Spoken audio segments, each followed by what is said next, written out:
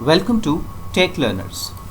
In today's lecture, we will talk about special two-digit number. Write a program to accept a number, check and display whether it is a special two-digit number or not. What is a special two-digit number? A special two-digit number is a number for which sum of its digits and product of its digit is equal to itself. So we need to find out its digits, then we need to find out the sum of digits, then we need to find out the product of its all digits, and the sum of this sum and product has to be equal to the number. Then the number will be said as special two-digit number. Let's see an example. As this is a two-digit number, so the number has to be a two-digit only. So let's say 59. So the digits 5 and 9 are to be extracted. Then we find the sum of these two digits and the product of these two digits. Now the sum and product will be summed together.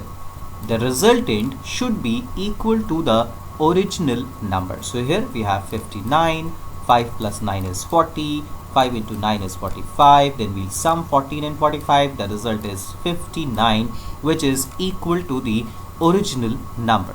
So this 59 is a special two-digit number. Now let's talk about the logic, how we can solve this question. One, we'll accept the number, we'll input the number using scanner class. Then we extract the digits of the number, then we'll find out the sum of the digits, then we find out the product of the digits, and then we'll sum that sum and product together, and then we'll check that the resultant is equal to the number or not, and respectively we will display the result. So let's see the program, that how we can perform this program, how we can write a program of special two-digit number. So first of all, we'll use the scanner class. We'll create the object of the scanner class. To use the scanner class, we need to import java.util.scanner class into our program. Using this scanner object, we will accept the number from the user with the help of next int method.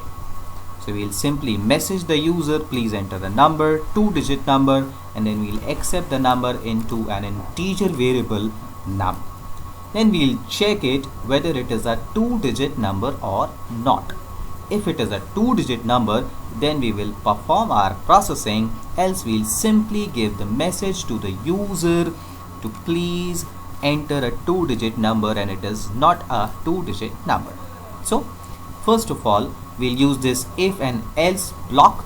So everything will be into the if block, and the else block will simply contain the message that it's not a two-digit number. So how we can check whether it is a two-digit number? A two-digit number is always greater than 9 as it begins from 10, and is always less than 100, it ends at 99. So we can use this condition that num should be greater than 9 and num should be less than 100, then it will be a two-digit number. Now once it's a two-digit number, we'll continue with our process. We'll store this num into a temp variable. Just for the sake of comparison later, then we'll use a sum variable with initialized with the 0. We'll take a product variable and we'll initialize it with the 1. So this is a simple logic. Whenever we have to store sum, the variable must be initialized with 0 and product must be initialized with 1. And we'll take another variable digit, we'll initialize it with 0 to store all the digits. Now we can use a while loop, a for loop, or a do while loop to extract the digits, perform the sum of the digits, product of the digits. So we'll run the loop till num is not equal to 0. Now the first operation, we'll perform num mod 10. Mod will gives us the remainder. For example, if we are using 59 and 59 mod 10, that means we are dividing 59 with 10 and we are storing the remainder, so the remainder will be 9. In this way we will be able to extract this digit 9 and that will be stored into digit. Now we'll sum up this digit into the sum variable. So now the sum variable initially was 0, now this will add it with 9, so the result is 9. Next we'll perform the product. Product was initialized with 1, we'll multiply 1 with 9, then the resultant 9 will be stored into the product. That is why we do not initialize the product variable with 0, because if we would have initialized it with 0, then here 0 into 9 will give you a 0 result and nothing will change. Now we need to shorten up our digits, so we simply divide the number with 10. Now this will give us the quotient, so in that case we will get 5.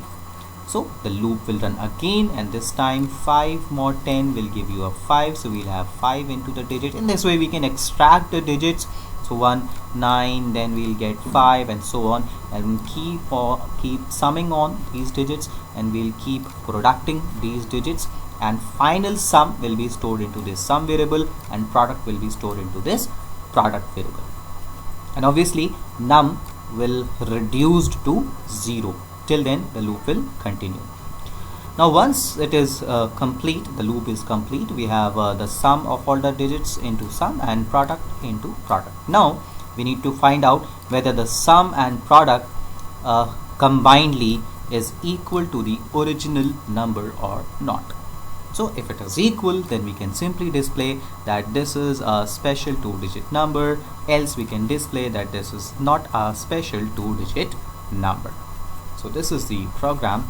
Now let me compile the program and check the output.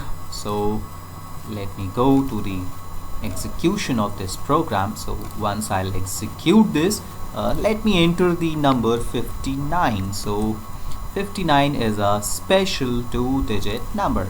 Let me execute it for some other number, let's say 61. So 61 is not a special 2-digit number. As we can see that 6 plus 1 will be 7 and 6 into 1 will be 6 and 7 plus 6 will be 13 only, which is not equal to the original number. Hence it's not a special 2-digit number. So I hope you have understood the program well, the logic behind the program. The most important code is this: wherever you extract the digits and perform the operations onto the digit. This is a very common code used in many questions. So you need to practice this code. I hope you have understood the program. Thanks for watching. Tune in the channel, like the videos and subscribe the channel for more such videos. Thank you so much.